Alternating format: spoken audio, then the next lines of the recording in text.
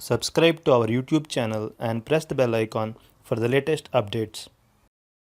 How to export bookmarks in Google Chrome. Open Google Chrome browser on your computer. Click on the three dot icon located at the top right corner of the page. Go to Bookmarks. Click on Bookmarks Manager. Click on the three dot icon located at the top right corner of the page. Click on Export Bookmarks. Choose a location to save the file on your computer.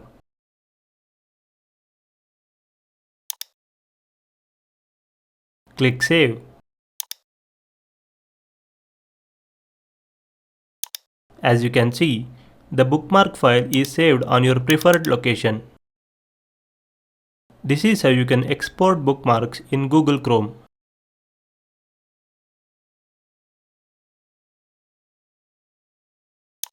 Thank you for watching.